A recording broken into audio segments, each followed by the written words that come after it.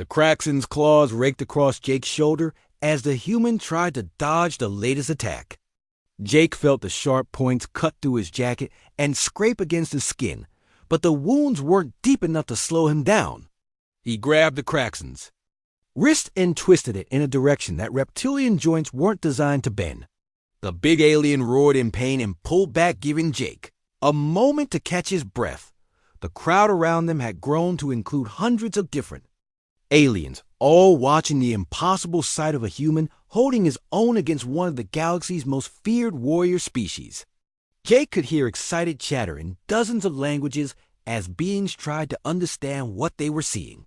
Many of them had never heard of humans before today, and those who had considered them just another weak species trying to find their place in galactic society. "This is remarkable," said a voice from somewhere in the crowd. Jake's translator picked up the words spoken by what sounded like an elderly alien with a raspy voice. "I have never seen a Kraxen struggle like this against such a small opponent." "What is this human species?" asked another voice. "Where do they come from, and how did they learn to fight like this?" Jake didn't have time to listen to the conversation, because the Kraxen was attacking again. The big alien was getting frustrated, and his attacks were becoming wilder and less controlled. Jake used this to his advantage by staying calm and looking for openings. When the Kraxen overextended himself on a particularly vicious swipe, Jake stepped inside the attack and drove his elbow into the alien's ribs.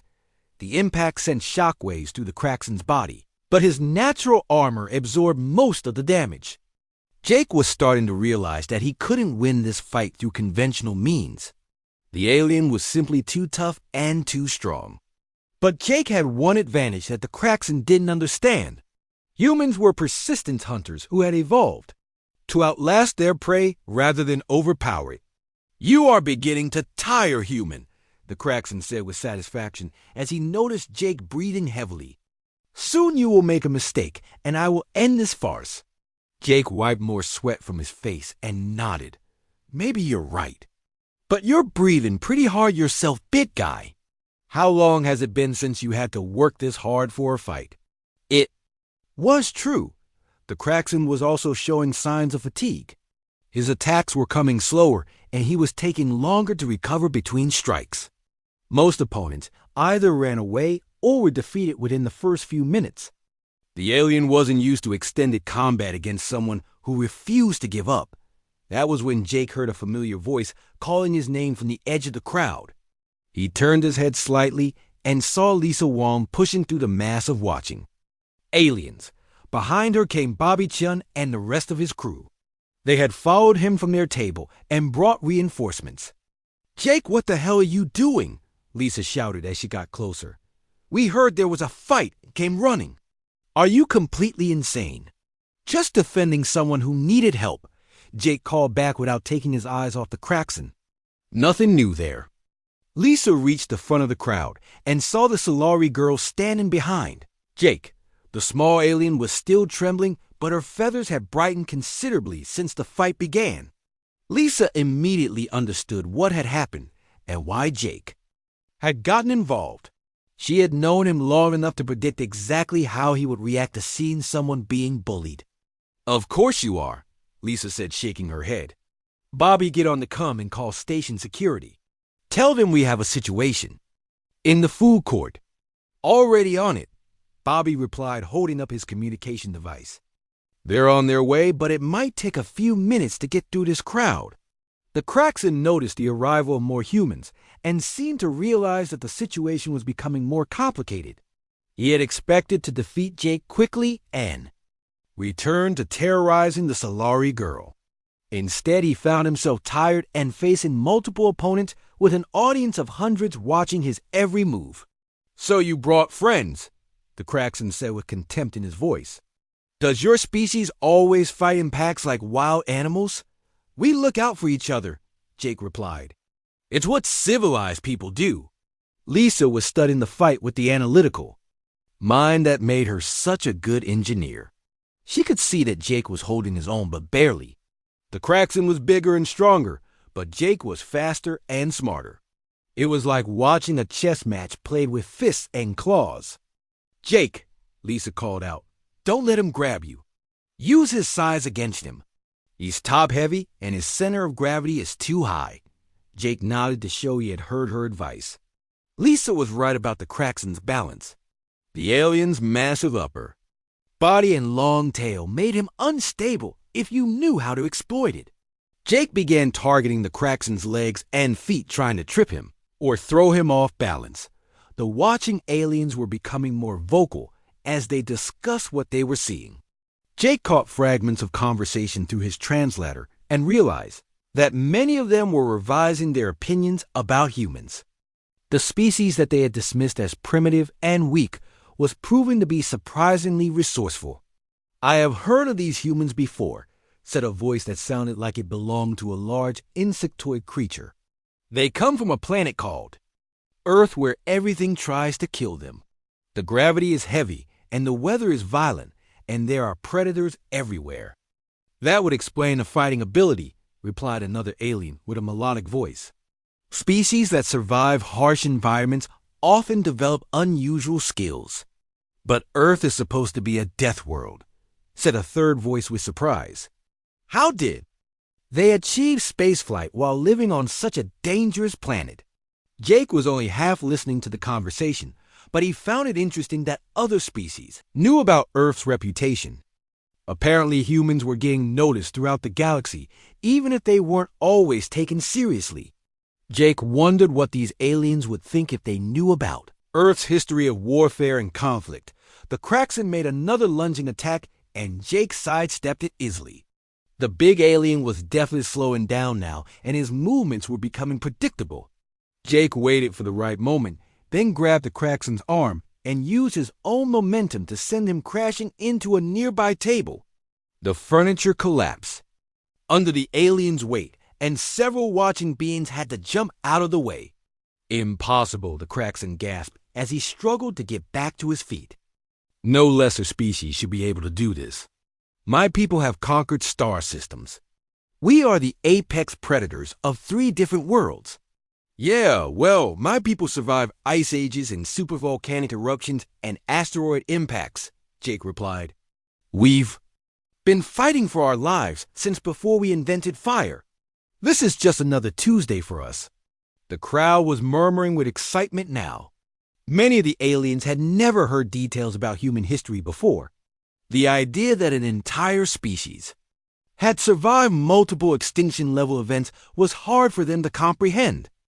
Most civilizations developed technology to control their environment before facing such extreme challenges. Lisa moved closer to the Solari girl and knelt down beside her. "Are you hurt?" she asked gently. The small alien shook her head and made soft chirping sounds that the translator couldn't interpret, but which seemed to convey gratitude. "Don't worry," Lisa told her. "Jake won't let anything happen to you. He's stubborn that way." Station security was finally approaching through the crowd, but they were having trouble getting past all the aliens who wanted to watch the fight. Jake could see uniformed figures pushing their way forward, but they were still several minutes away from reaching the center of the disturbance. The Kraxen was back on his feet, but he was clearly exhausted. His scales were scratched, and his breathing was labored. Jake wasn't in much better shape, but he was still standing and still protecting the Solari girl. That was all that mattered to him. The Kraxen's claws sliced through the air, where Jake's head had been just a moment before. Jake had dropped into a crouch and rolled to the side, using a move he had learned during his military training back on Earth. The big alien's attack was powerful and fast, but it was also predictable. Creatures that relied on natural weapons often fought in straight lines without much thought for strategy or technique. Jake came up from his roll and immediately moved in close to the Kraxen's body. This was something his combat instructor had taught him years ago.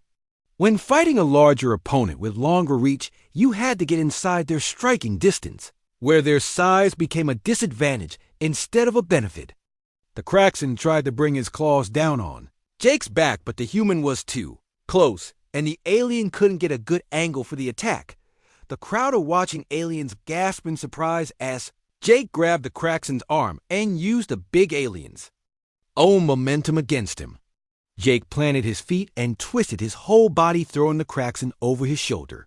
The massive reptilian creature hit the floor of the food court with a crash that shook the nearby tables and sent several smaller aliens scrambling for safety. Impossible, someone in the crowd whispered in a language that Jake's translator picked up. How did the small one throw the large one? The Kraxen rolled to his feet with impressive speed for something his size. His yellow eyes were now filled with rage instead of amusement. No lesser species had ever dared to lay hands on him before, and certainly none had ever managed to throw him to the ground. The big alien's pride was wounded almost as much as his body. "You will pay for that insult, human," the Kraxen snarled, showing all of his sharp teeth.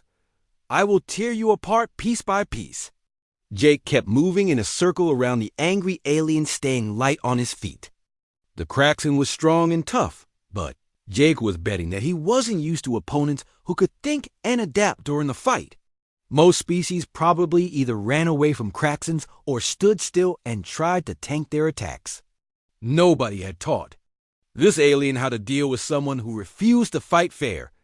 The Kraxen charged again, swinging his claws in wide arcs that could have cut Jake in half if they connected. But Jake wasn't where the alien expected him to be. Instead of backing away or trying to block the attack, Jake stepped forward and to the side. He grabbed the Kraxen's extended arm and used it as a lever to spin the big alien around.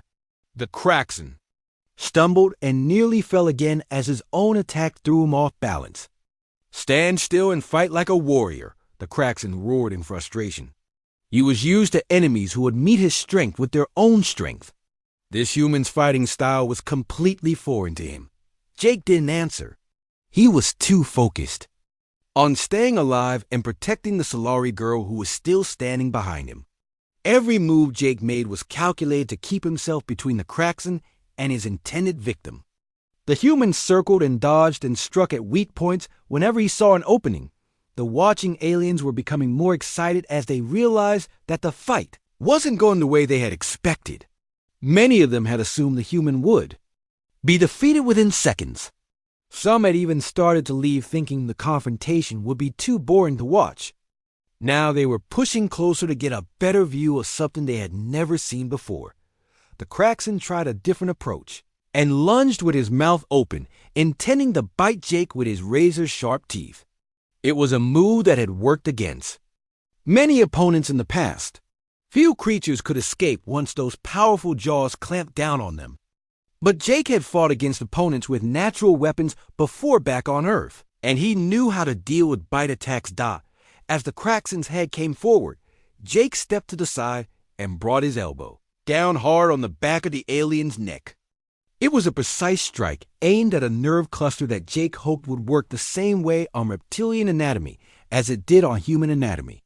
The Kraxen's head snapped down and hit the floor with enough force to crack the metal surface. The big alien lay still for a moment, and Jake thought the fight might be over. But then the Kraxen pushed himself up with his arms and shook his massive head to clear it. Jake could see that the alien was hurt and disoriented, but he was far from defeated. The Kraxen's natural armor had protected him from serious damage, and his thick skull had absorbed most of the impact. "You fight like a coward," the Kraxen said as he got back to his feet, using tricks and cheap shots instead of honest combat. "Is this how all humans fight?"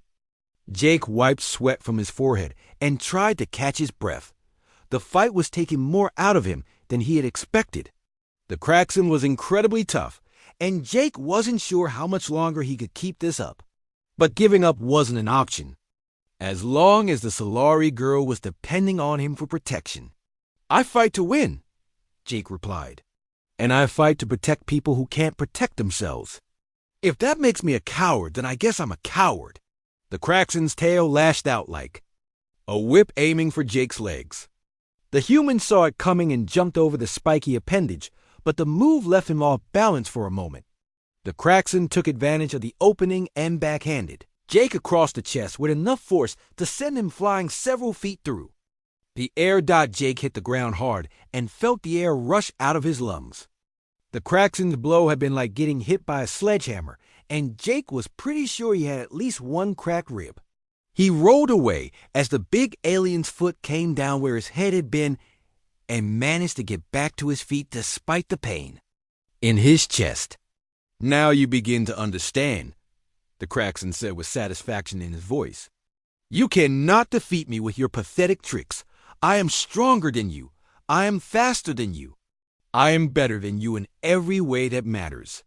Jake spat, blood from his mouth where he had bitten his tongue during the impact. The Kraxan was right about being stronger and tougher, but the alien was wrong about one important thing. Jake had been in fights like this before against opponents who seemed impossible to beat. The key wasn't to match their strength, but to outlast their aggression and find the one mistake that would end the fight. The Kraxan came forward again, but this time he was being more careful. He had learned to respect Jake's speed and skill, even if he didn't understand where they came from. The big alien made shorter, more controlled attacks instead of the wild swings he had been using before. It was a smarter approach, but it also meant the fight was going to last longer. Jake could see that some of the watching aliens were starting to look worried. A few of them were talking quietly among themselves and pointing at the two fighters. Jake caught fragments of conversation through his translator and realized that word of the fight was spreading throughout the station. More aliens were arriving every minute to see what was happening. Behind all the excitement and noise, Jake could hear the Solari girl making small, worried sounds. He glanced back quickly and saw that she was still there watching the fight with those large yellow eyes. Her feathers had changed from gray to a mix of blue and green, which Jake hoped meant she was feeling less terrified than before. The Kraxan noticed Jake's momentary distraction and seized the opportunity to attack. Jake walked across the food court with steady steps, even though his heart was pounding in his chest. The crowd of aliens between him and the Kraxan seemed to part automatically, as if they could sense that something was about to happen. Some of them looked at him with curiosity, while others seemed worried about what the crazy human was planning to do. As Jake got closer, he could see more details of what was happening. The Solari girl was still on the ground looking up at the massive Kraxan, who was enjoying every moment of her terror. Her colorful feathers had turned completely gray now, and she was trembling so badly that Jake could see it from several feet away. The big alien had his clawed hand raised like he was about to strike her, and there was a cruel smile on his reptilian face. "Hey," Jake said loudly as he approached. His voice cut through the noise of the food court, and several nearby aliens turned to look at him. "Why don't you pick on someone your own size?" The Kraxan looked up from his victim with surprise on his face. He had been so focused on terrorizing the small Solari that he hadn't noticed the human approaching. His yellow eyes narrowed as he looked Jake up and down, taking in his appearance. Jake knew what the alien was seeing. A human male about 6 feet tall with brown hair and ordinary clothes. No natural weapons or armor. No obvious signs of superior technology. Just another supposedly weak species that the Kraxan probably thought he could intimidate easily. "And what exactly do you think you are going to do about it, human?" the Kraxan said with amusement in his voice.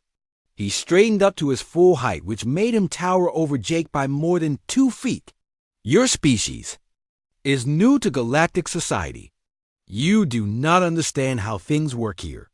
The strong rule and the weak obey. That is the natural order." Jake kept walking until he was standing between the Kraxan and the Solari girl. He could feel her behind him, still trembling on the ground, but at least now she was out of immediate reach of the big alien's claws. The crowd around them had grown larger as more beings came to see what was happening. Jake heard whispers and comments in dozens of different languages, but his translator was only picking up fragments. "The natural order, huh?" Jake said, keeping his voice calm and steady. "Where I come from, the natural order is that you don't pick on people smaller than you, especially kids." The Kraxan threw back his head and laughed. The sound was harsh and grating like metal scraping against stone. Several other aliens in the crowd laughed along with him as if Jake had told a particularly funny joke. The big alien looked down at Jake with something that might have been pity in his reptilian eyes. "You humans really are as ignorant as the Reports say, the Kraxan said, shaking his massive head. Do you have any idea what I am? My people have been warriors for 10,000 years. We conquered our entire star system before your species even discovered fire. I could break you in half without even trying. Jake shrugged and kept his hands loose at his sides. Maybe you could, but you're going to have to go through me to get to her, and I'm not going to make it easy for you. The crowd was getting more excited now. Jake could hear aliens making what sounded like bets on how quickly the Kraxan would defeat the foolish human. Some of them seemed genuinely puzzled by Jake's behavior. Why would a weaker species deliberately provoke a stronger one? It went against everything they understood about galactic social order. The Kraxan took a step closer to Jake and leaned down so that his massive head was only inches away. Jake could smell the alien's breath, which reminded him of rotting fish mixed with sulfur. The big alien's teeth were like curved daggers, and Jake could see that his jaw muscles were strong enough to bite through steel. You have courage, human, I will give you that, the Kraxan said in a quieter voice that somehow sounded more dangerous than when he had been shouting. But courage without strength is just stupidity. Your people may have convinced the Galactic Council to let you join the community, but that does not mean you belong here. This galaxy has no place for weaklings who do not know their place. Jake looked up into the alien's yellow eyes without flinching. And where exactly is my place supposed to be? Serving your betters, the Kraxan replied. Your species should be grateful that more advanced civilizations allow you to exist at all. But instead you come here and interfere in matters that do not concern you. Perhaps it is time someone taught humans a lesson about respect. Behind Jake, the Solari girl made a small sound of fear.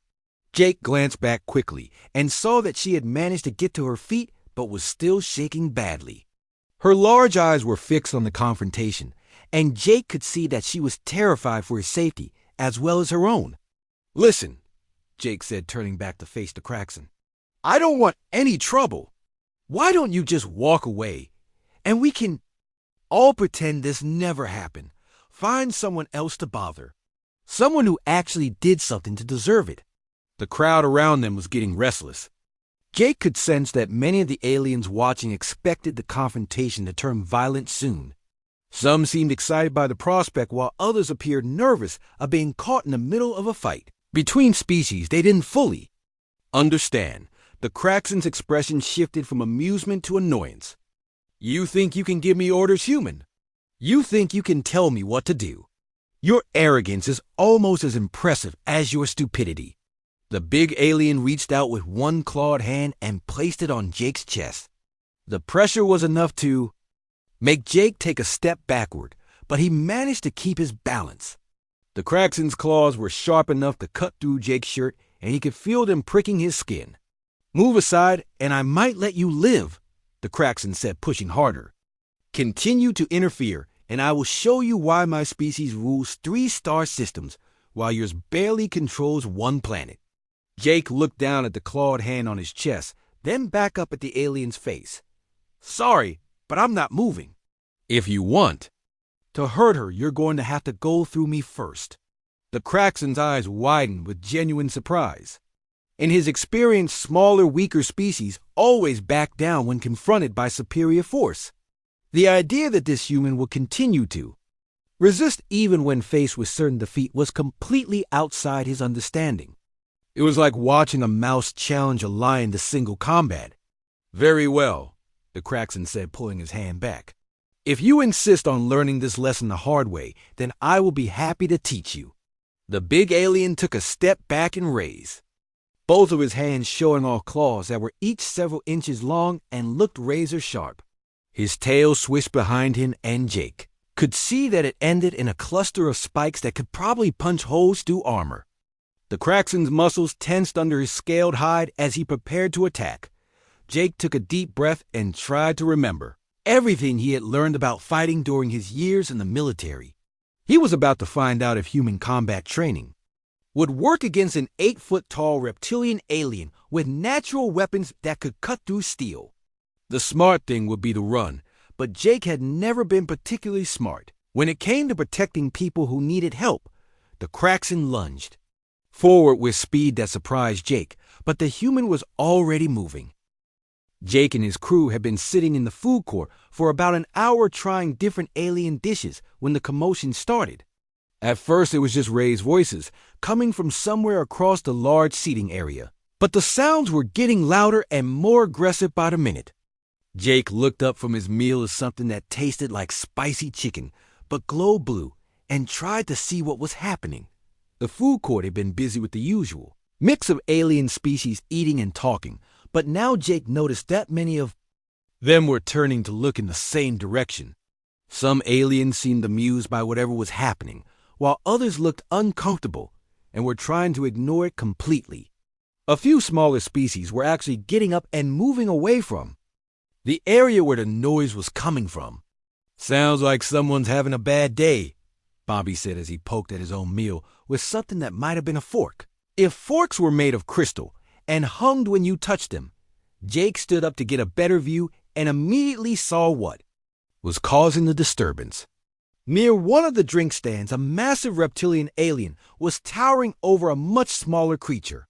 The big alien had to be at least 8 feet tall with dark green scales that looked like they could stop bullets.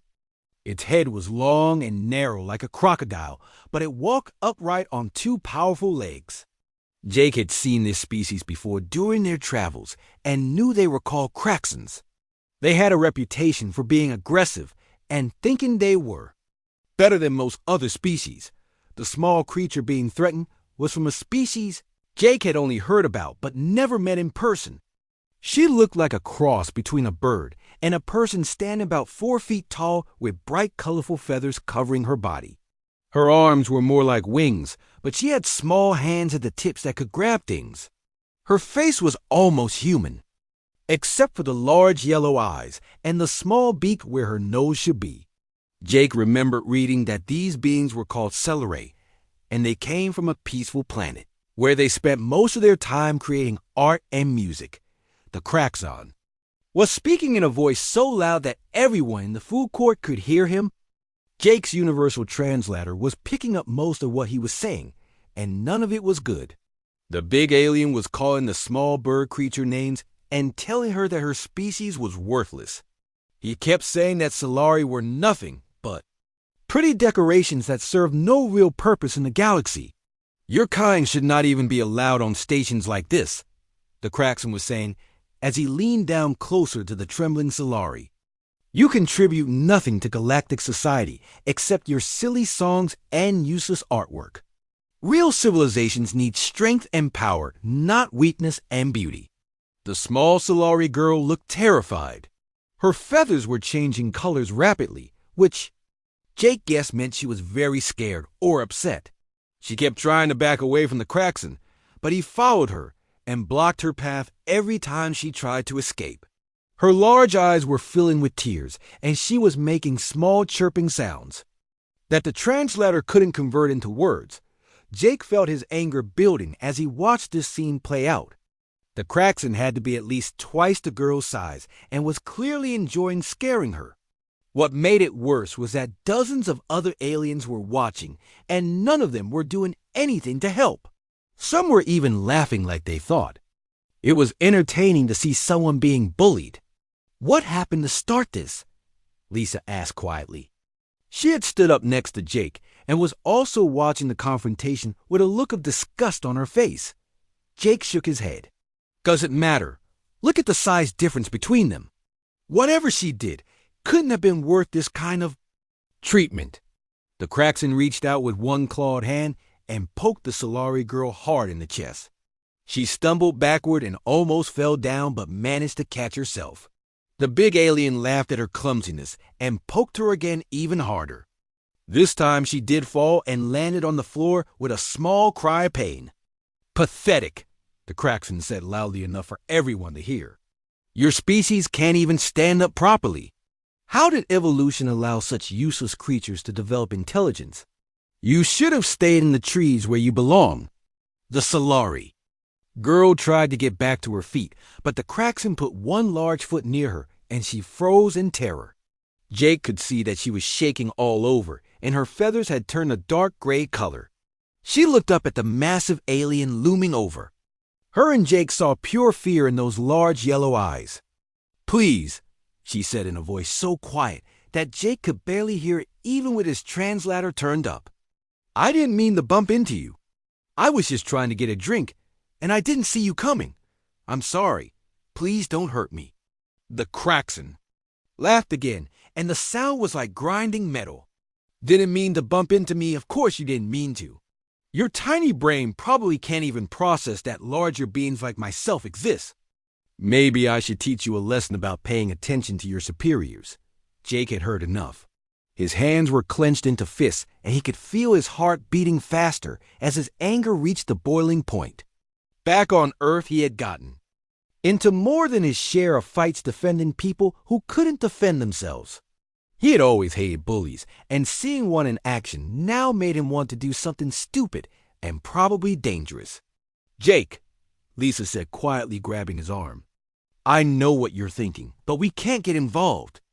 We don't know the laws here, and we could cause a diplomatic incident. Humans are still new to galactic society, and if we mess this up, it could affect all of our people." Jake knew she was right. They were representing not just themselves, but all of humanity. If he did something wrong here, it could hurt Earth's chances of joining the galactic community. But looking at that scared little girl being terrorized by something twice her size made it hard to think about politics and diplomacy. The Kraxon was still talking, and his voice was getting more threatening. "Maybe your species needs to learn. What happens when you get in the way of your betters? I could snap your hollow bones like twigs, and nobody here would care. Your people are too weak to fight back and too stupid to demand justice." Other aliens in the food court were still watching, but none of them showed any signs of wanting to help.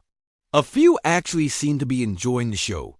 Jake realized that this kind of thing probably happened regularly, and most species just accepted it as normal. The strong picked on the weak, and everyone else minded their own business. But Jake had never been good at minding his own business when someone was being hurt. He thought about his sister back on Earth and how he would want someone to help her if she was ever in trouble like this. He thought about all the times in school when he had stepped in to stop bullies from picking on smaller kids. Some things were more important than politics and keeping the peace. The Kraxon raised his hand like he was going to hit the Solari girl, and that was the moment Jake made his decision. He handed his translator device to Lisa and started walking toward the confrontation. His crew called after him, but he ignored them. Someone had to do something, and apparently that someone was going to be him. The massive space station called Nexus Prime floated in the darkness like a shining metal city. Jake Martinez pressed his face against the window of his ship and watched the station grow larger as they approached. The thing was huge beyond anything he had ever seen. It stretched for miles in every direction with docking bays that could hold ships the size of skyscrapers. Bright lights blinked along its surface like stars, and Jake could see hundreds of different ships coming and going from its many ports. Jake had been traveling through space for 3 years, now as captain of a small trading ship called Aurora's Dream. He and his crew of 5 humans bought and sold goods between different planets and space stations. It was dangerous work, but it paid well, and Jake loved the freedom of space travel. This was his first time visiting Nexus Prime, though, and he felt both excited and nervous about what he might find there. His ship docked with a soft bump, and Jake heard the sounds of the station's atmosphere being pumped into their airlock. He grabbed his jacket and walked to where his crew was waiting. Lisa Wang, his engineer, was checking her tablet and making notes about what supplies they needed. Bobby Chun, his pilot, was already putting on his boots and getting ready to explore. The others were busy with their own preparations. "Remember, everyone, we only have 2 days here before we need to leave for the Kepler system," Jake told his crew. "Get what we need, but stay together and don't cause any trouble. We're still new to this whole galactic community thing, and I don't want to give humans a bad reputation." Jake stepped through the airlock and immediately felt overwhelmed by what he saw. The main corridor of the station was wider than most city streets back on Earth. The ceiling stretched up so high that Jake could barely see it through the crowds of beings walking around. And what beings they were. Jake had met a few alien species before, but nothing had prepared him for the incredible variety of life forms that filled this place. Tall blue-skinned aliens with 4 arms walked past carrying glowing boxes. Small furry creatures that looked like walking teddy bears scurried between the legs of larger beings. A group of what appeared to be living crystals floated by without touching the ground at all. Jake saw beings made of metal and others that seemed to be made of pure energy. Some looked almost human, while others were so strange that Jake couldn't even figure out which end was the front. The air smelled of 1,000 different things. Sweet perfumes mixed with metallic odors and scents that Jake had no words for. He could hear dozens of different languages being spoken around him, along with sounds that weren't quite like speech at all. Some aliens communicated with flashing lights, while others seemed to be singing to each other in frequencies that made Jake's teeth ache. Jake and his crew made their way deeper into the station, following signs that had been translated into basic English. The humans were getting plenty of stares, and Jake noticed that most of the attention seemed curious rather than hostile. A few aliens pointed at them and made sounds that might have been laughter. Others ignored them completely as if humans were. Beneath their notice, they passed through what appeared to be a shopping district, where aliens were buying and selling goods from across the galaxy. Jake saw fruits that glowed with their own light and tools that seemed to bend reality around them. One merchant was selling what looked like bottled starlight, while another had cages full of creatures that Jake was pretty sure existed in more. Then 3 dimensions. The social dynamics of the place became clear pretty quickly.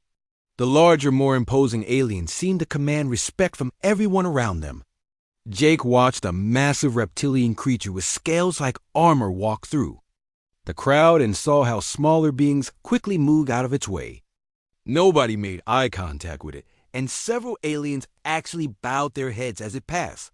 On the other hand, Jake noticed that smaller or less intimidating species were often pushed around or ignored completely. He saw a group of small bird-like aliens trying to conduct business with a merchant who kept dismissing them and turning away to serve larger customers instead. When one of the bird creatures tried to speak up about it, the merchant actually laughed and made a shooing motion with his appendages.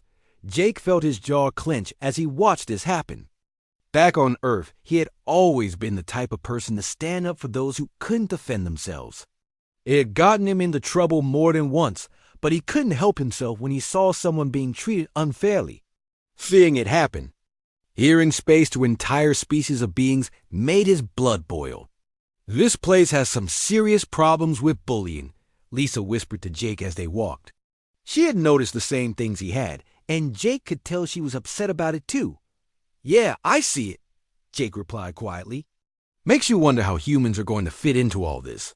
We're not exactly the biggest or strongest species around." Here, they continued exploring and found their way to what appeared to be a food court area. The space was enormous, with hundreds of different eating establishments, serving cuisine from across the galaxy. Some of the food looked almost normal, while other dishes seemed to violate several laws of physics. Jake watched one alien eating what appeared to be liquid fire, while another was consuming something that kept changing colors and shapes. The seating area was arranged in a complex hierarchy that Jake was beginning to understand. The largest and most impressive aliens sat at elevated platforms in the center, while smaller species were relegated to lower areas around the edges. Humans seemed to fall somewhere in the middle of this arrangement, which Jake supposed was better than nothing. As they looked for a place to sit and try some alien cuisine, Jake noticed the conversations happening around them. Many aliens were discussing business deals or sharing news from their home worlds. Others seemed to be gossiping about recent events or complaining about various species they had dealt with. Jake couldn't understand most of what was being said, but the tone was often dismissive or contemptuous when referring to smaller or weaker species. "The galaxy is a lot more complicated than I thought it would be," Bobby said as they finally found seats at a table that seemed designed for beings roughly human-sized. All these different species, and they still can't figure out how to get along with each other. Jake nodded as he looked around at the incredible diversity of life that surrounded them. Part of him was amazed and excited to be experiencing all of this. The universe was so much bigger and more wonderful than anything humans had ever imagined. But part of him was also disturbed by the casual cruelty and discrimination he was witnessing. It seemed like intelligence and technology didn't automatically make beings more civilized or kind to each other. Let's just focus on getting our business done and getting out of here without any problems, Jake said to his crew. We can worry about fixing galactic society some other time. But even as he said those words, Jake had a feeling that trouble was going to find them whether they went looking for it or not. He had never been good at ignoring injustice, and something told him that this place was going to test that weakness before their visit was over. The station continued to buzz with activity around them as hundreds of species went about their daily business, completely unaware that a group of humans was quietly observing and judging everything they saw.